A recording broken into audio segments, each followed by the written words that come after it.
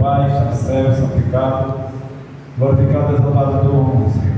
Queremos te louvar, queremos te dizer, por esse privilégio, estamos aqui reunidos mais uma vez, Senhor, para aprender mais um pouco da tua palavra, Senhor. Deus nos ajuda, nos capacita, Senhor. Que o Espírito Santo, Senhor, possa iluminar a nossa mente, Pai, para aprender a cada dia a tua palavra, Senhor. Nos ajuda, abençoa a vida do teu servo, pastor Betanino, que está atrás desses estudos, Senhor. Que o Senhor possa iluminar aqui a mente do servo, Senhor, para explanar a tua palavra, Senhor. Em nome santo da vida de Jesus, nós choramos e agradecemos. Amém.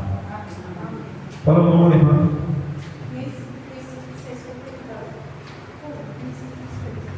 526. Amém. Glória a Deus. Deixa eu ver aqui, irmão. Essa. Não vai lembrar, por favor. É isso, eu já vi hoje, já vi também. Não.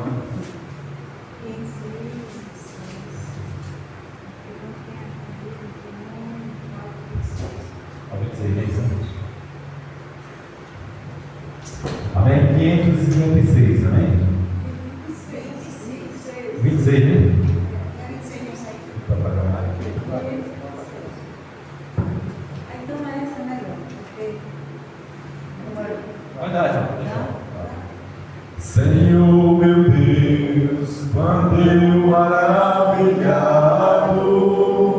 contemplo a tua imensa criação, a terra e o mar e o céu todo estrelado, ninguém falar da tua perfeição. Então minha alma canta-te, Senhor, grandioso és tu, grandioso és tu. Então minha alma canta-te, Senhor, grandioso és tu, grandioso és tu. Quantas estrelas estão de mim distante, veja brilhar com vívido esplendor. Lembro, Deus, as horas cintilantes que meu Jesus deixou por meu amor. Então minha alma canta-te, Senhor, grandioso és tu, grandioso és tu.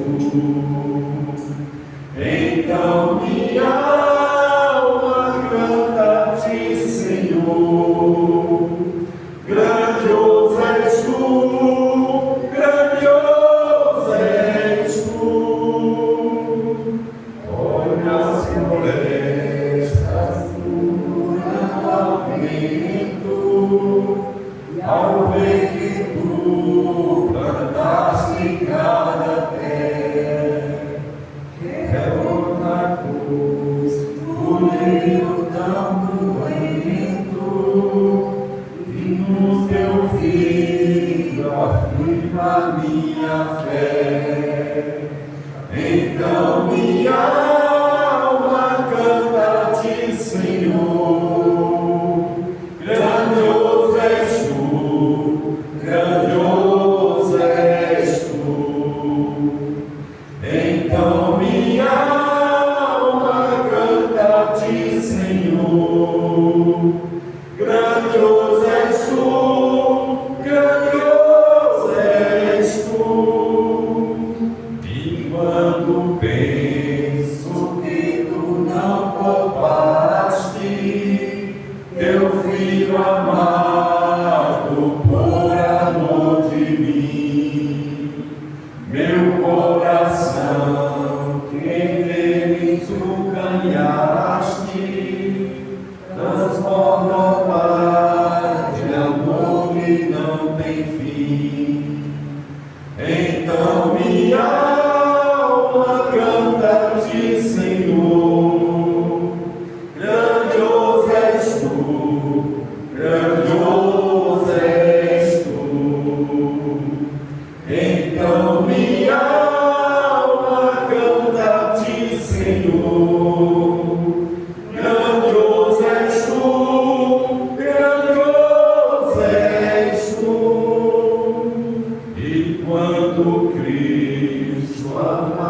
quando meu voltando vier do céu, o povo seu buscar, no lar eterno quero jubilando a tua santa face contemplar.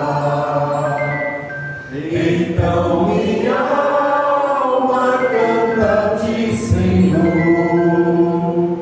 grandioso és tu, grandioso és tu.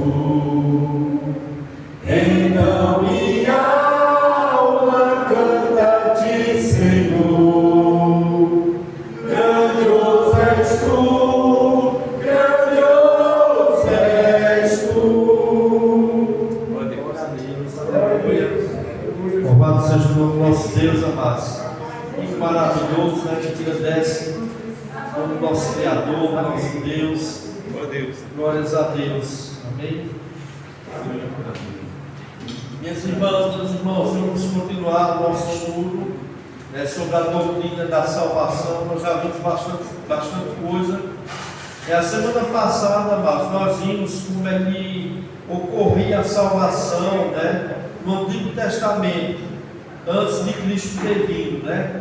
Então a salvação no Antigo Testamento, amados, nós vimos que, amém? A salvação no Antigo Testamento, nós vimos que ocorria da mesma forma do Novo Testamento. Isso é importante, nós sabemos, porque algumas pessoas acham, né, e creem que no Antigo Testamento as pessoas eram salvas de uma forma e no Novo Testamento é de outra forma. E algumas pessoas achavam ou acham que no Antigo Testamento tem que guardar toda a lei para ser salvo, né? Mas nós já vimos que a lei ela não foi dada com esse intuito de salvar, né? E a salvação, irmãos, nós vimos, né, a semana passada, que sempre foi, tanto no Antigo Testamento como no Novo Testamento, por meio da graça. É o favor imerecido de Deus mediante a fé. E havia apenas uma diferença, né, dos nossos irmãos na antiga aliança, é que eles olhavam para o futuro, eles olhavam para o Messias, o Cristo que ainda viria, né? As profecias falando sobre Jesus, sobre o Messias que desceria aqui na terra para morrer pelos seus pecados. Então eles olhavam para o futuro, né? Para essas profecias eles criam, e aí eles eram justificados, eles eram salvos através disso. Então a fé deles olhava para o futuro, para o Cristo que ainda viria, né? E eu falei a semana passada sobre Gênesis 3,15, que ali é onde fala, né, fala sobre o primeiro assunto da salvação, né, assim que o homem caiu no pecado, né, Adão e Eva. E Gênesis 3,15 trata do primeiro assunto da salvação, né? Onde Gênesis 3,15 fala da semente da mulher. E Deus referia-se ali especialmente, né, Gênesis 3,5, uma profecia relacionada a Jesus, vindo do Messias, que seria gerado pelo Espírito Santo através da Virgem Maria, né? Nós vemos isso em Lucas capítulo 1, verso 28 ao 35, né? Então Gênesis 3,15 já era a profecia, né, desse plano salvífico, né, que através da descendência da mulher nasceria o Messias, né? Deus usaria a mulher para trazer o mundo redentor, o Cristo, o Salvador. E nós vimos que a descendência da mulher representa a família de Deus. A descendência da mulher seria os filhos de Deus. E a descendência da serpente, né, seria a família de Satanás ou os filhos de Satanás. E havia esse conflito entre as duas descendências, né? Então o Gênesis 3,5, amado, é chamado por alguns teólogos de proto-evangelho, porque mesmo de uma forma indireta, Deus prometeu, né, o vindouro, o Salvador, que seria o nosso Senhor Salvador Jesus Cristo, que seria gerado de uma mulher, como nós vimos através do poder do Espírito Santo. Então a salvação pela graça, mas mediante a fé no Redentor futuro, né, era o que os judeus criam, das profecias que falavam sobre o Messias, sobre o Cristo. Jesus Cristo cumpriu mais de 300 profecias no Antigo Testamento para o Novo. Nós já estudamos isso quando nós estudamos sobre cristologia. E a salvação pela graça mediante a fé também, amados, foi algo especificado muito antes da lei, por meio de Abraão. Abraão, né? Romanos capítulo 4, 1 ao 3, nós lemos esse texto, mas eu vou ler aqui. Diz: que diremos, pois, de alcançado Abraão, nosso pai, segundo a carne? Porque se Abraão for justificado pelas obras, tem de se gloriar, mas não diante de Deus. Pois diz a Escritura: creu Abraão em Deus, e isto lhe foi imputado como justiça. Abraão foi justificado diante de Deus pela fé. E essa fé foi imputada como justiça. Verso 14, de Gênesis 4, Romanos 4, 14. Porque se os que são da lei são herdeiros, logo a fé é vã, e a promessa é aniquilada. O verso 16 diz assim: porquanto é pela fé, para que seja segundo a graça, a fim de que a promessa seja firme a toda a posteridade, não só aos que são da lei, mas também os da fé, que teve Abraão, o que é o pai de todos nós. Né? Então, no Antigo Testamento, amados, é como o Novo Testamento. Gálatas também 3, do 5 ao 9, diz assim: aquele, pois, que vos dá o Espírito, né, e que opera maravilhas entre vós, fez pelas obras da lei ou pela pregação da fé? Né? Assim como Abraão creu em Deus, isso lhe foi imputado como justiça. Sabei, pois, que os que são da fé são filhos de Abraão. E o verso 8 diz: ora, tem da Escritura previsto que Deus havia de justificar pela fé os gentios, anunciou primeiro o Evangelho a Abraão. Olha que o Evangelho foi anunciado logo a Abraão, dizendo: as todas as nações serás bendita em ti, de sorte que os que são da fé são benditos com crente Abraão. Então, mais uma vez, amados, é importante nós entendermos isso.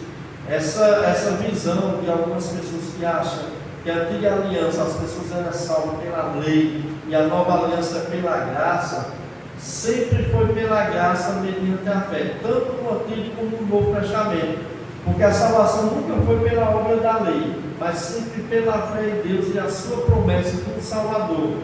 Né? Então, os crentes no Antigo Testamento esperavam o Messias vindouro, enquanto nós hoje, né, nós cremos no Messias que já veio e cumpriu toda a promessa. Quando nós lemos na Escritura, quando nós estudamos sobre Jesus Cristo, e nós cremos no Senhor Jesus Cristo, nós somos justificados. Né? Os crentes do Antigo Testamento tinham que olhar para o futuro. Nós já olhamos já para o passado, para o nosso Senhor Jesus Cristo, que já veio há mais de 2000 anos atrás, morreu, ressuscitou, está agora à direita do Pai, intercedendo por cada um dos crentes. Louvado seja o nome do Senhor. Então a salvação nunca foi pela obra da lei, mas sempre pela fé em Deus e sua promessa de Salvador. Os crentes do Antigo Testamento esperavam o Messias vindouro, enquanto os crentes do Novo Testamento creem no Messias que já veio e cumpriu a promessa, Jesus Cristo. E os rituais do Antigo Testamento, nos sacrifícios de animais que havia no Antigo Testamento, eram símbolos que apontavam para o sacrifício perfeito de Cristo na cruz. Era algo que estava apontando para algo no futuro, que era o sacrifício do Cordeiro de Deus que tira o pecado do mundo.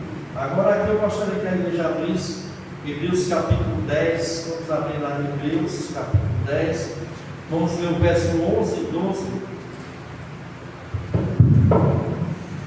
Hebreus capítulo 10, versículo 11 e 12.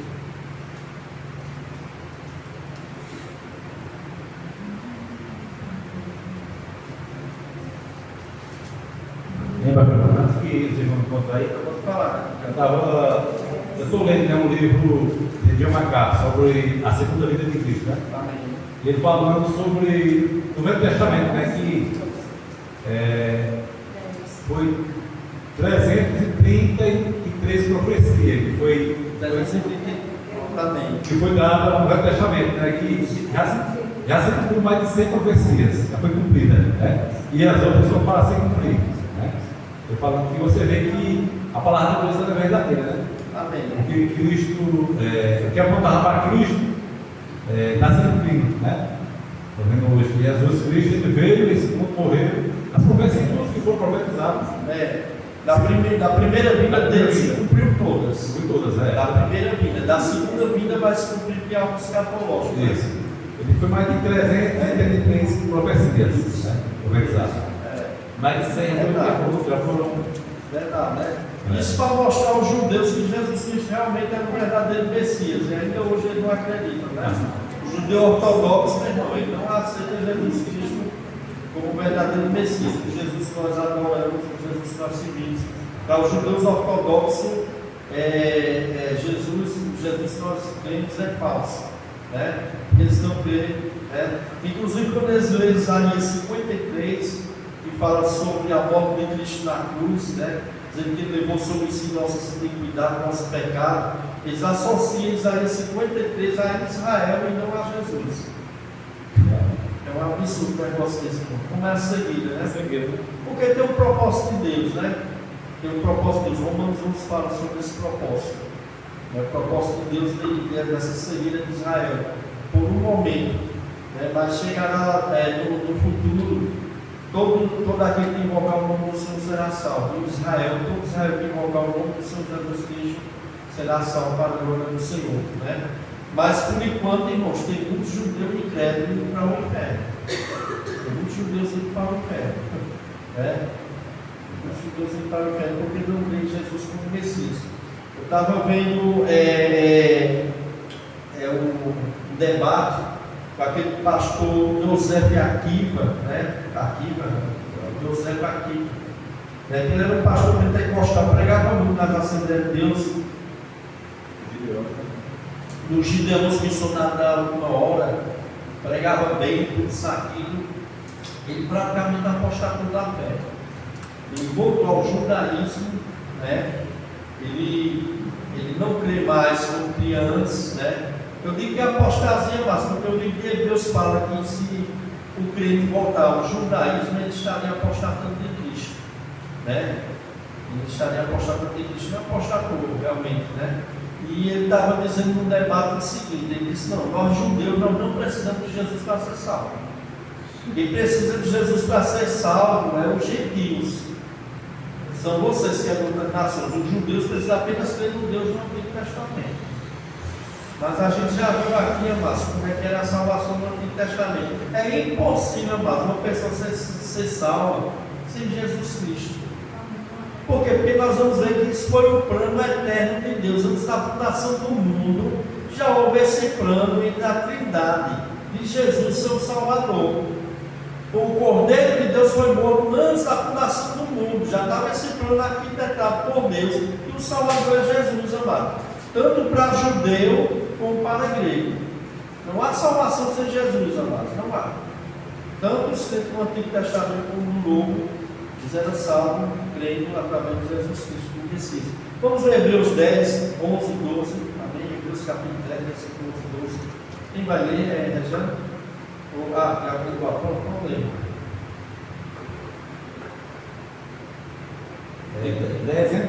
Hebreus capítulo 10, versículo 11 e 12. E assim todo o sacerdote aparece cada dia, ministrando e oferecendo muitas vezes os mesmos sacrifícios, que nunca podiam tirar os pecados. Mas este, havendo oferecido para sempre um único sacrifício pelos pecados, está sentado à destra de Deus. Meu 14 também já concordou. Porque com uma só oração aperfeiçoou para sempre os que são santificados. Amém? Veja, esse texto diz assim, né?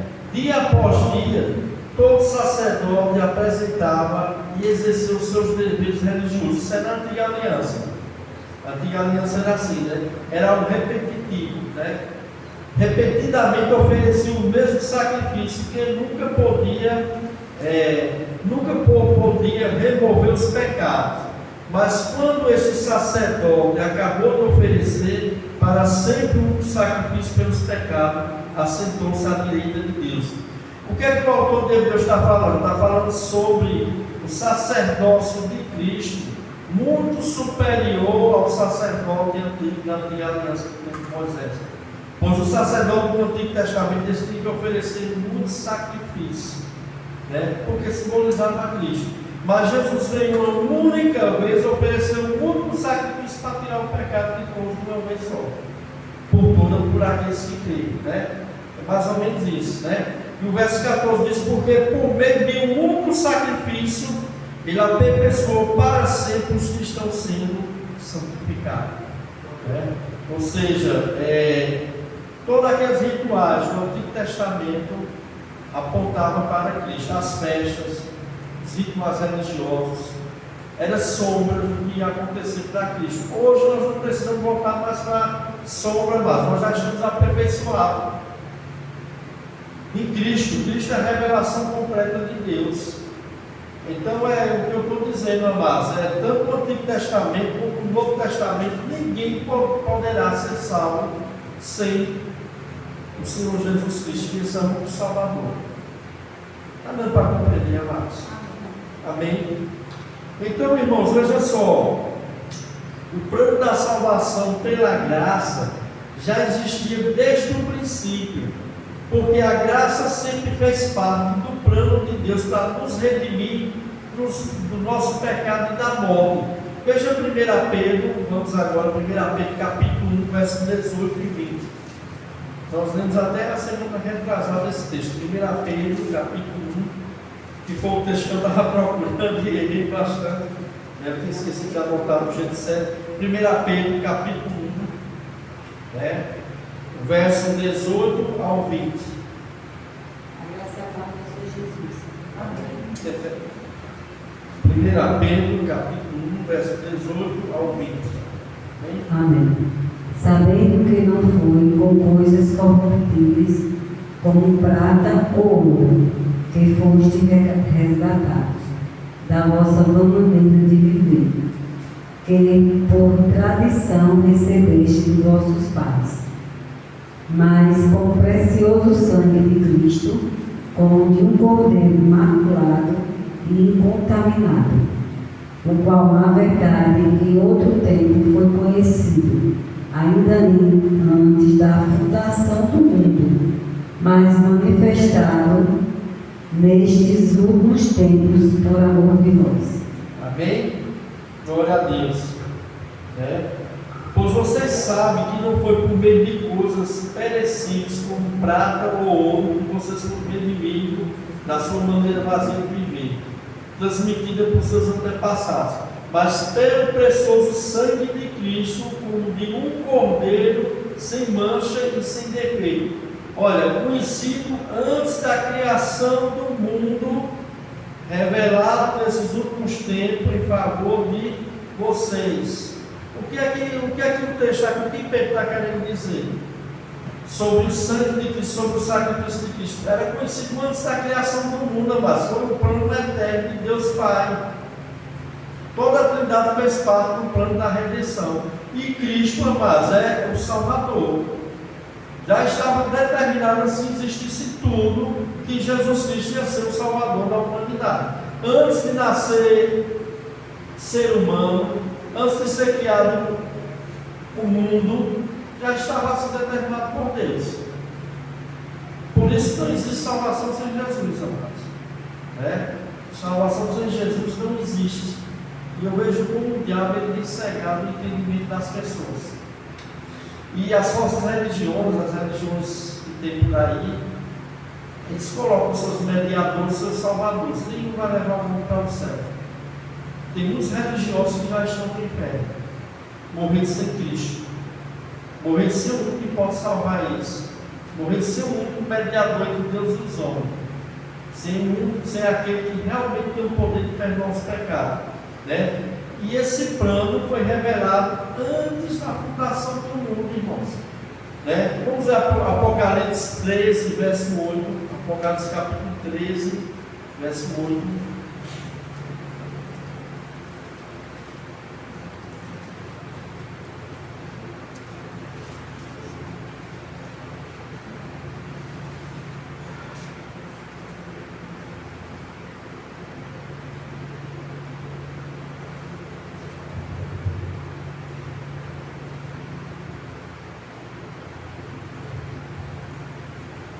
e adoraram-na todos os que habitavam sobre a terra, esses cujos nomes não estão escritos no livro da vida do Cordeiro, que foi morto desde a fundação do mundo.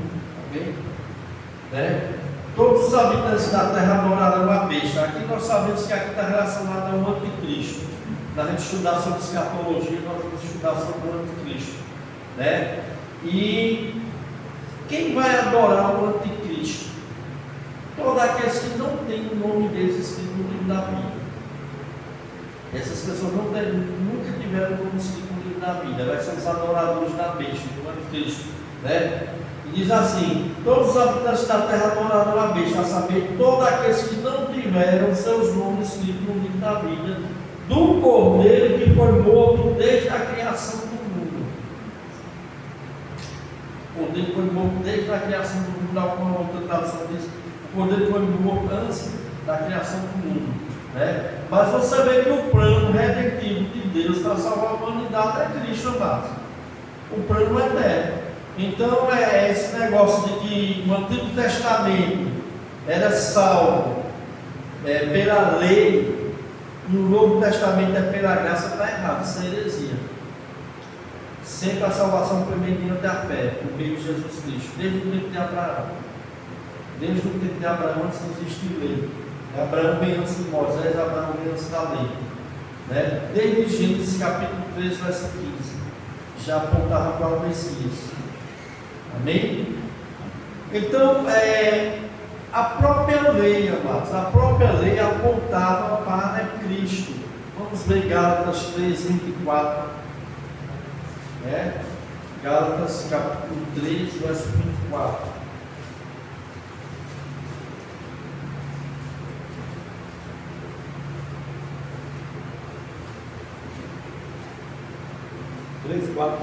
Gálatas capítulo 3, versículo 4.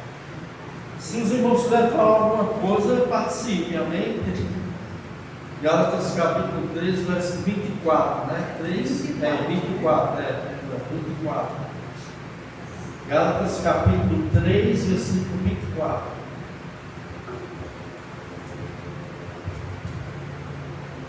Amém. De modo que a lei se tornou nosso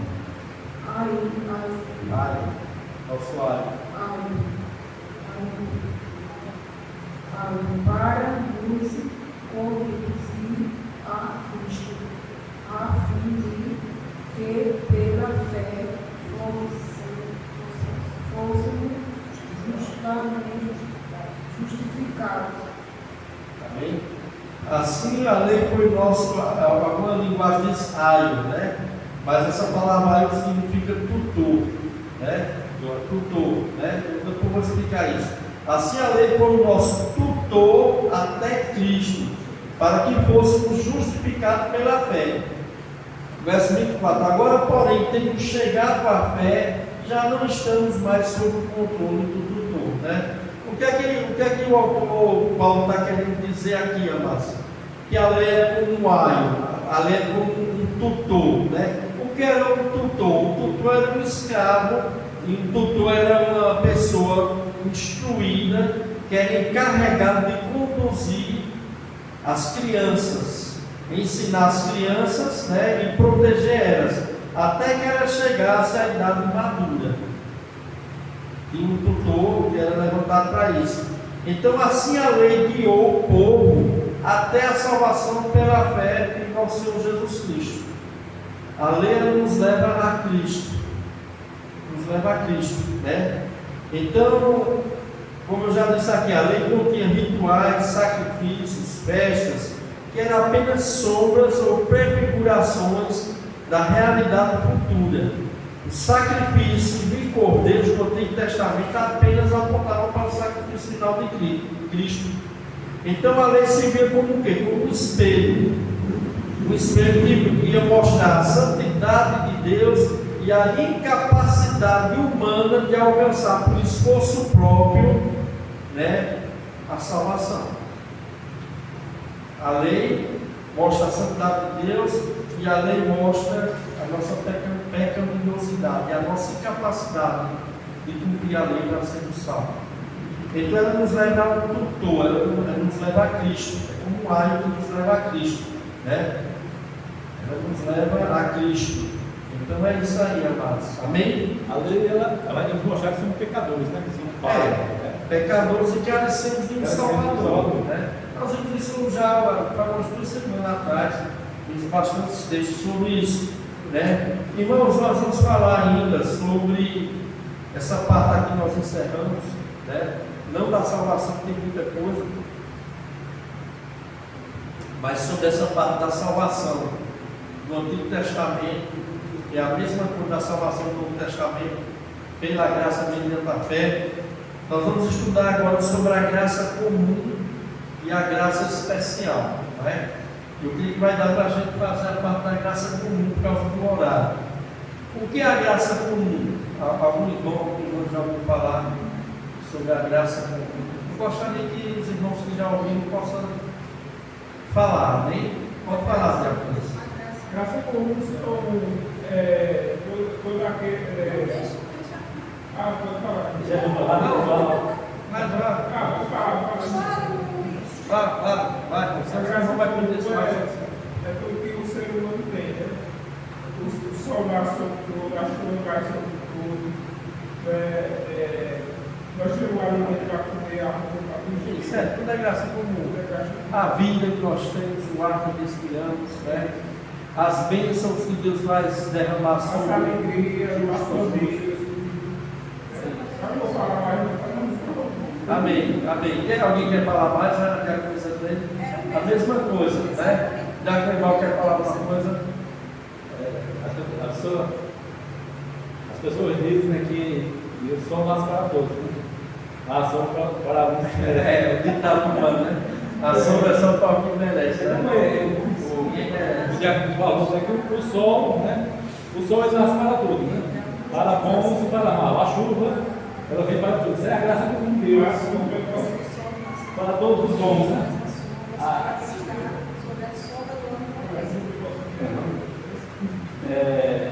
Como o diácono falou mesmo, a chuva vem para todos. Pessoas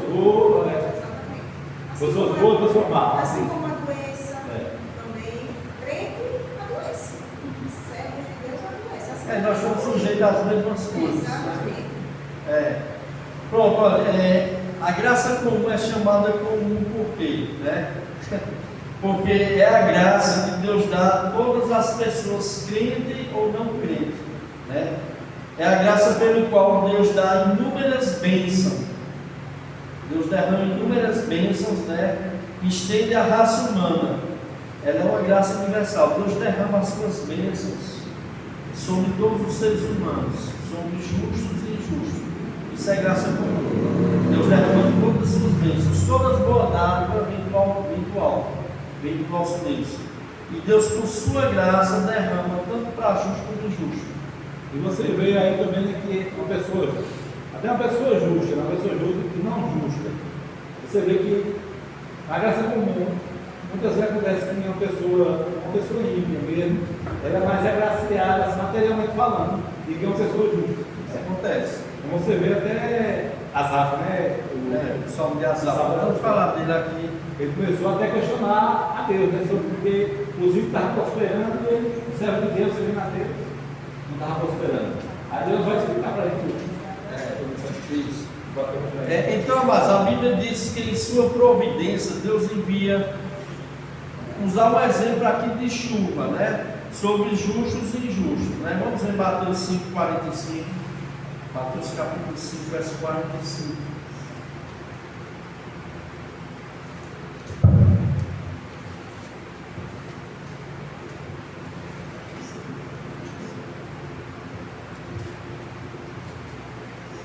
Mateus 5,45. Amém. Porque faz que o sol se levante sobre mais e bons, e a chuva desça sobre justos e injustos. Amém? Deus agracia a humanidade com sol e chuva, né? Seja a pessoa boa, seja a pessoa má, seja justo, seja injusto. Por isso que é chamado de graça comum, que é uma graça universal. Deus derrama para todos. Então, mas a Bíblia diz que em sua providência Deus envia chuva sobre justo e injusto. Ou seja, né, pode haver dois agricultores na mesma cidade, um piedoso, um crente, comprometido com as coisas de Deus, e outro agricultor ímpio, incrédulo, idólatra. Deus derrama a sua graça comum sobre os dois, tanto o crente como o incrédulo idólatra, porque ambos precisam da chuva para a lavoura, e em sua bondade Deus rega a terra, e assim ambos os agricultores se beneficiam da chuva, né?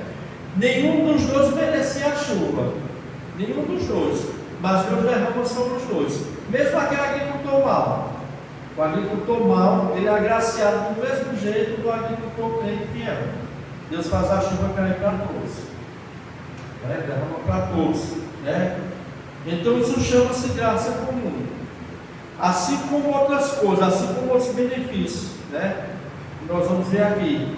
Então, se nós fôssemos olhar para este mundo, ao nosso redor, nós vamos ver o que? Existem tantas pessoas mal, perversas, incrédulas, idólatras, imorais, corruptas, que Deus, por sua graça comum, derrama bondade sobre essas pessoas. Elas recebem coisas boas aqui na terra. Às vezes saúde, às vezes dinheiro, às vezes prosperidade, né? E muitas vezes essas pessoas mal, elas acham que são mais abençoadas que as outras, que elas estão recebendo isso, né?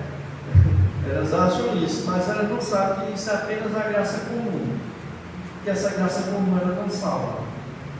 É apenas Deus mostrando a sua bondade para com todos, mas não é a graça salvífica, não é a graça que salva, né? Então os incrédulos, amados, os perversos, continuam a viver nesse mundo unicamente pela graça comum de Deus, né? Tem incrédulos que vivem até mais anos aqui na terra do que muitos crentes. Tem crente que morre novo, né? A doença morre novo. Você vê um incrédulo lá, o camarada dura 100 anos. Vai servir assim no Japão. E já temos aquele ditado, né? Vaso ruim não quebra, né? O pessoal usa esse ditado, né? Roberto Marinho mesmo, que eu até sentido todo.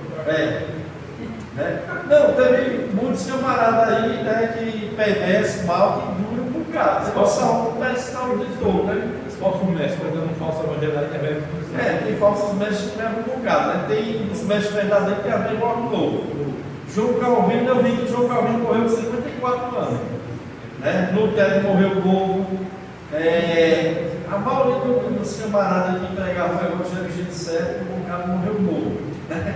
E tem falsos mestres que duram que só, né? Vai para 80 anos, 100 anos, por aí vai. Mas é a graça comum, amados, né? Vamos ver Atos 17, verso 28. Atos capítulo 17, verso 28. Isso, Atos capítulo 17, verso 28.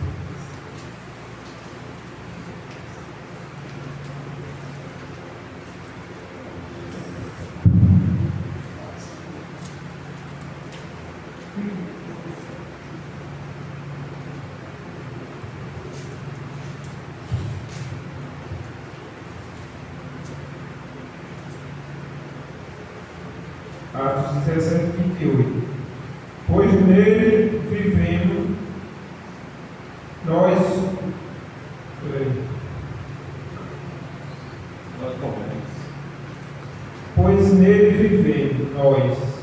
nos movemos e existimos, como disseram alguns de seus próprios poetas. Somos descendência dele. Pois nele vivemos, nos movemos e existimos. Ou seja, isso é o quê? Graça comum. Vida, camarada andar, né? o camarada viver, o camarada existir. Né? Deus derrama essa graça sobre todos os homens. Isso significa que Deus está aprovando?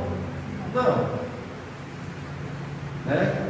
Então, é pela graça comum, amados, que a terra não produz somente cardos e abolhos, né? Que seria plantas espiosas e ervas daninhas. Pela graça comum.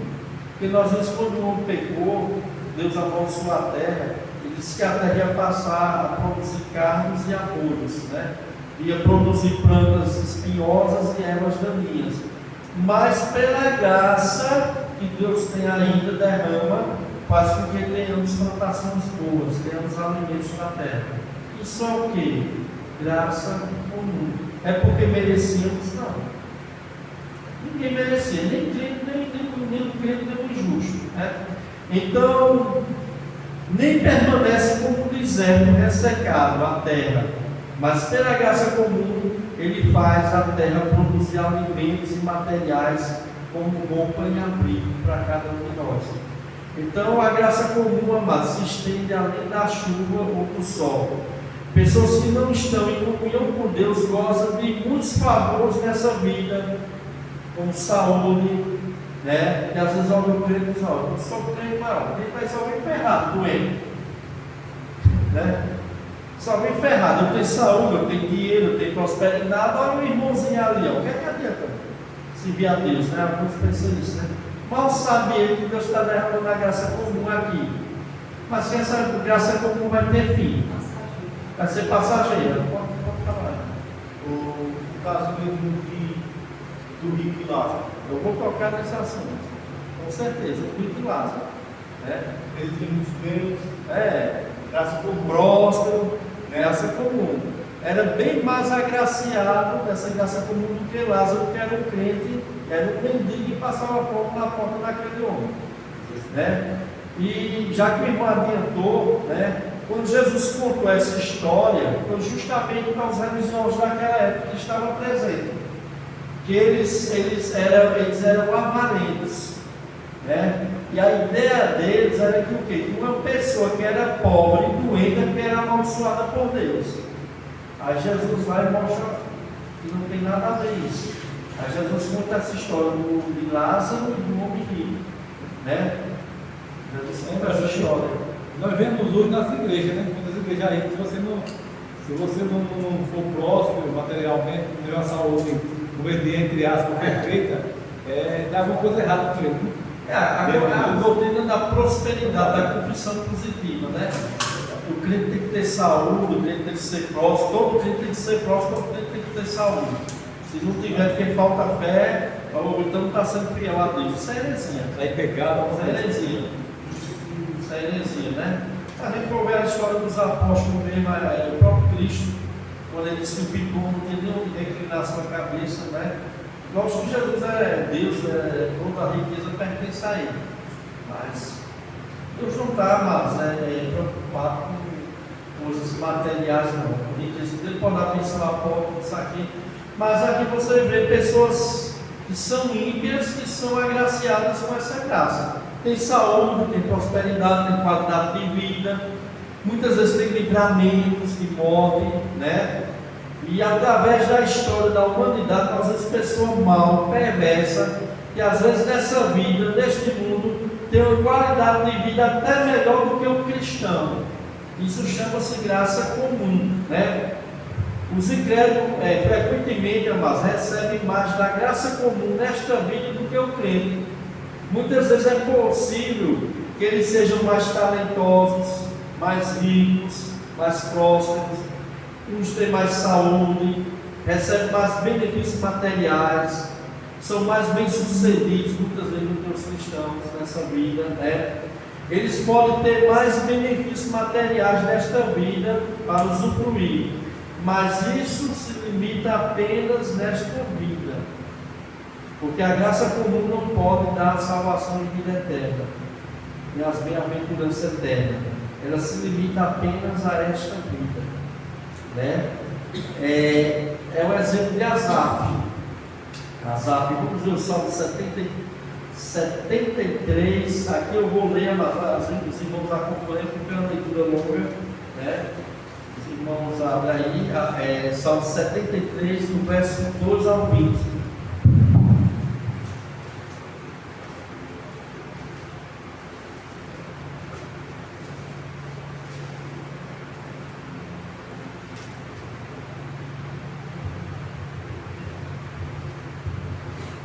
Salmo 73, do 12 ao 20, diz assim, o Salmo de Asaf, né?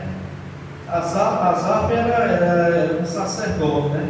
Um sacerdote como levita, se eu não me engano. Mas ele era alguém que trabalhava no templo, era um servo que servia a Deus.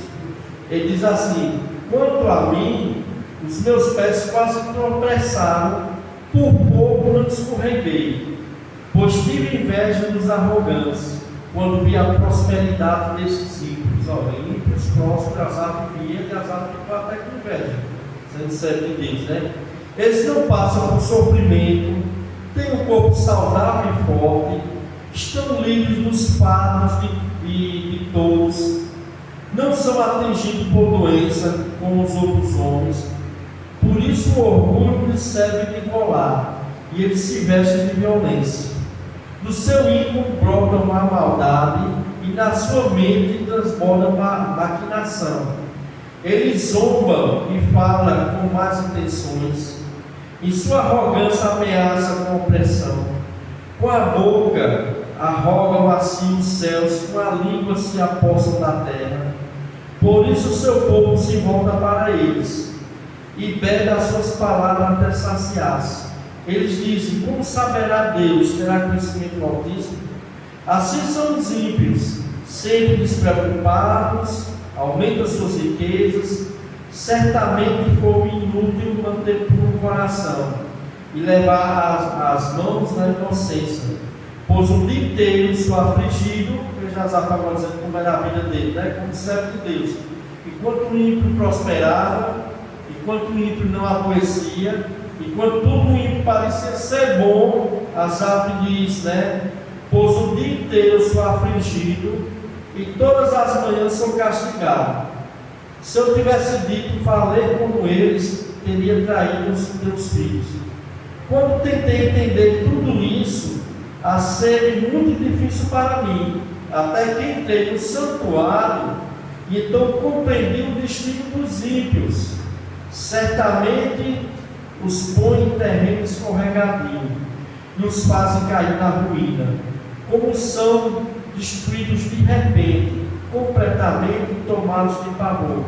São como um sonho que se vai quando acordamos, quando se levanta, Senhor, tu farás desaparecer. Ou seja, os ímpios sendo mais agraciados do que o homem de Deus, que se via a Deus, ia no templo, né? Oferecia serviço sagrado a Deus, mas ele começou a olhar que os ímpios eram mais próximos do que ele, aqui na terra, recebia mais essa graça comum. Mas quando ele entra no templo, quando ele entra no santuário, ali ele começa a entender que a vida deles aqui são passageiras, que essa graça comum que eles recebem vai passar rápido e terá um fim, e que o fim deles será uma destruição. O fim dessas pessoas será uma destruição, né? Porque eles vão continuar até o fim da vida deles, né? Zombando, escarnecendo, soberbo, né? Nem muitos são. Olha para o crente e diz: coitadinho, né? Mas eles estão recebendo tudo aqui, amados. Isso chama-se graça comum, irmãos. Graças comuns, né? Então Asaf, um servo de Deus, se tem inveja da prosperidade dos ímpios, dos arrogantes. Ele viu que eles eram prósperos, não sofriam doença, eram fortes, saudáveis, eram ricos, tudo que faziam dava certo, mesmo sendo soberbo, mesmo sendo blasfemo, violento, riam alto, né? E amontoavam riqueza, ao contrário de Asaf, que buscava viver de uma forma pura e inteligente, sofria todos os dias danos, né? Sofria uma vida dura. Quando Asaf entrou no santuário, Asaf compreendeu que a prosperidade dos ímpios é passageira e eles estão num lugar escorregadio, destinado à destruição. Então eles estão sendo agraciados apenas com a graça comum desta vida passageira. Enquanto o crente ele tem a graça salvífica, a graça especial, que é a vida eterna. É a vida eterna. Isso aqui vai passar, amados. Né? Essas tribulações passam. Né? E a graça, essa graça comum, muitas vezes o ímpio é mais abençoado do que nós, essa graça comum. Mas só que é só nessa vida passageira. É tudo cortina de fumaça. Um dia vai passar, né? Vamos ler Lucas 19, verso 25. Lucas capítulo 19, verso 25.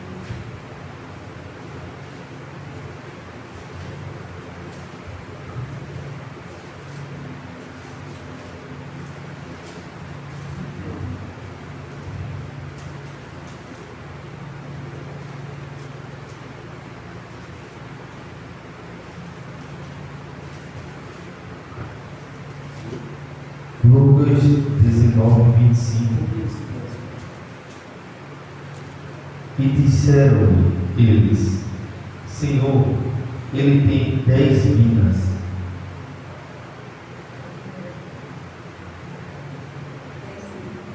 Não, não é isso não. Não é isso não. Não, vamos ver Lucas 16 então. Lucas 16. Eu acho que eu confundi aqui. Vamos lá aqui, Lucas. Mas vamos ver Lucas capítulo 16.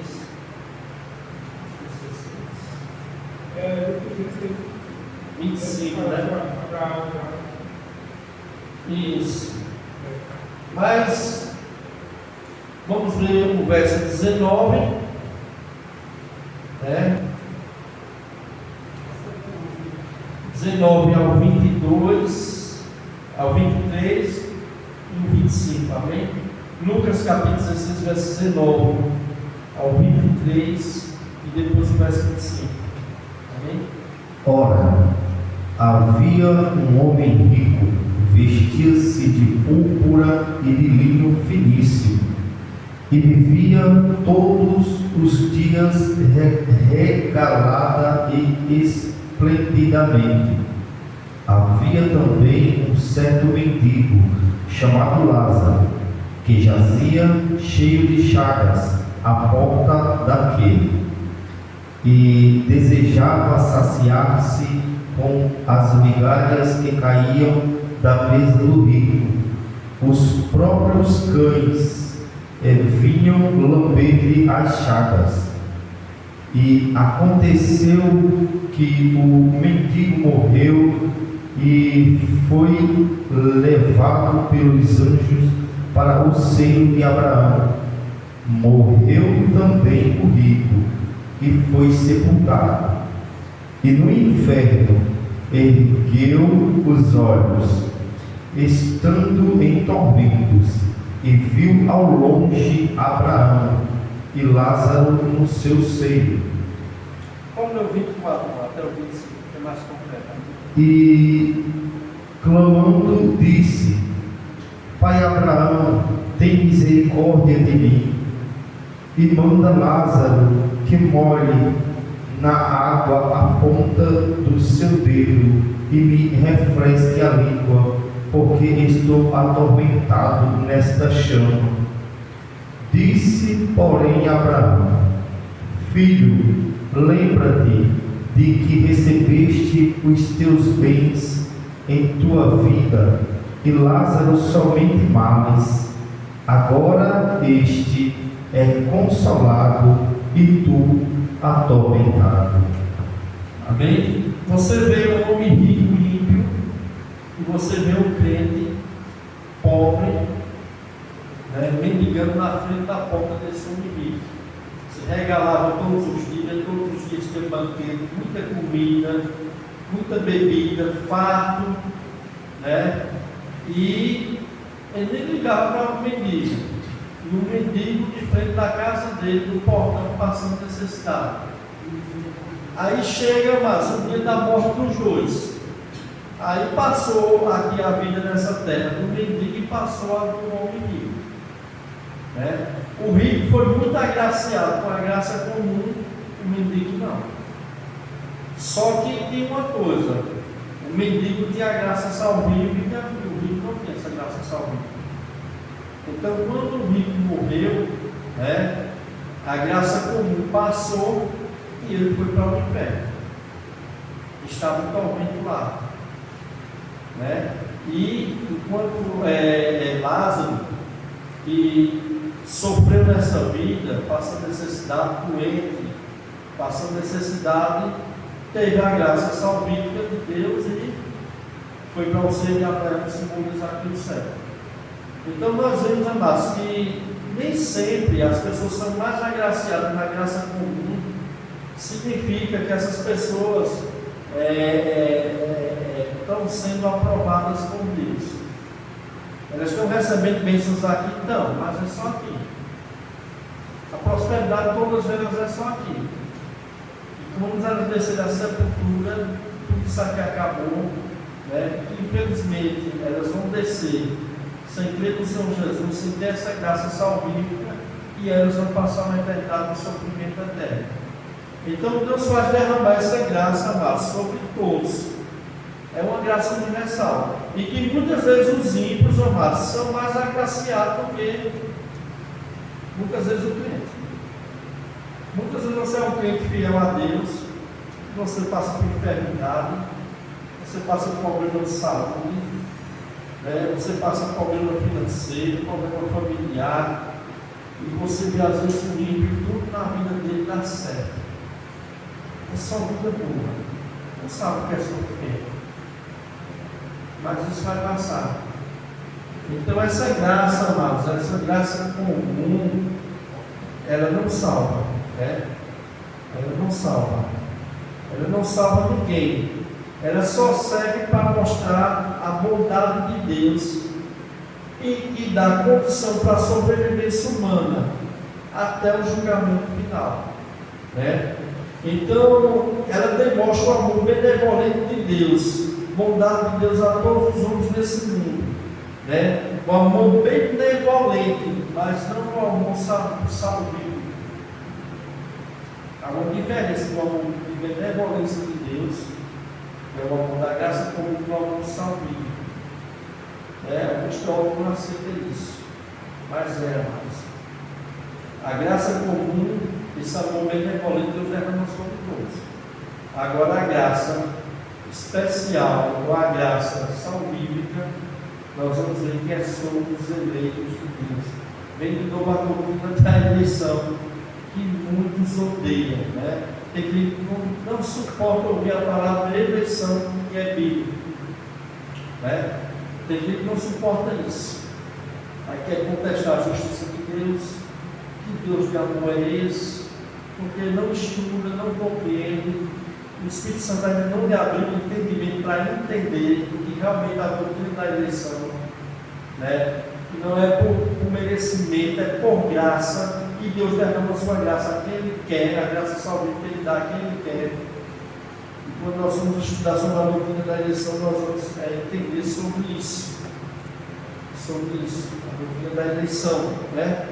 Então, amados, essa graça comum é isso. Deus dá sustento da vida, dá fonte de vida, dá alimento, dá vestimenta, providencia para todos os homens, bênçãos nesse mundo, né? Mas não salva. Essa graça não salva. Aquele homem rico é bom. Quando Jesus contou aquela história, que alguns dizem que é parábola, outros dizem que é história, para um judeu religioso daquela época, aquele homem rico é aquele homem abençoado por Deus. Aquele ali que estava fazendo a vontade de Deus, porque a vida dele era próspera, era muito dinheiro, né? Tinha uma vida regalada todos os dias, era banquete todos os dias, vivia como um príncipe. E para eles ele olhava o mendigo e dizia: são um miserável pecador. Por isso que ele está desse jeito. Só que há uma diferença, amados. Graça comum não salva ninguém. E aí, como nós vemos hoje em dia, tem tantas pessoas ricas, só tem isso. Corre atrás de dinheiro, né? Não estou dizendo que é errado a pessoa tentar fazer o seu futuro, ter uma vida melhor, não é errado. Não é errado você ter dinheiro, agora quando se faz o dinheiro de Deus na pessoa. Quando o dinheiro se torna algo central da vida da pessoa, é o propósito da pessoa. Então, Deus dá, mas Deus derrama sua bênção sobre todos. E muitas pessoas que aí acham que os homens mais ricos do mundo são até ateus. Até ateus são. Os homens mais ricos do mundo, se brincar, eles não creem em Deus. E eles têm uma vida próxima aqui, tem muito dinheiro, tem saúde, os melhores hospitais, graças a Deus, amados. Né? Então é isso, amados. Né? Mas essa graça não conduz o homem ao arrependimento genuíno nem ao fé salvadora, como a graça especial conduz o homem. A graça especial, né, ela leva o homem a crer no Senhor Jesus Cristo. Então, amados, as ações dos incrédulos realizadas por meio da virtude da graça comum não os torna merecedores da salvação, nem da aprovação do favor de Deus. Essas ações não brotam de uma fé salvadora. Em Romanos 14, 23 diz que tudo que não provém de fé é pecado. Tudo que não provém de fé é pecado. Então, nem são elas movidas pelo amor verdadeiro, né, a Deus, mas antes pelo amor a si mesmo de uma forma ou de outra, né? A Bíblia ensina que sem a regeneração pelo Espírito Santo, o ser humano vive inclinado ao egoísmo, à autoglorificação, e as obras realizadas por eles, as ações religiosas, a sua moralidade, por mais nobre que pareça, são impulsionadas pelo amor próprio, não tem valor nem mérito diante de Deus, é apenas graça comum. Quando um ímpio faz algo de bom, é porque a graça comum é arrumado sobre a vida dessa pessoa. É não dá para comentar aqui. Amém. Um beijo aí para ela. Então, o comentário aqui graça comum revela a misericórdia do Senhor sobre todos, justo e injusto. Contudo, mesmo recebendo esta graça, o homem natural, né, muitas vezes se quer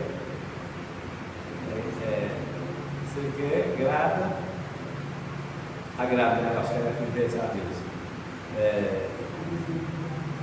O homem natural não, muitas vezes se agrada a Deus, né? Enquanto a graça salvadora esta foi e será considerada apenas aos eleitos. Apenas aos eleitos. Quando nós estudamos sobre a eleição, nós vamos ver isso. Porque salvação, amados, é favor e merecer graça pura. Né? A semana que vem nós vamos estudar sobre a graça especial, a graça salvífica. Nós vamos ver alguns textos bíblicos. Tem base no pastor? Tem. Nós não estamos falando coisa aqui da nossa mente, não. Tem muita base bíblica, né?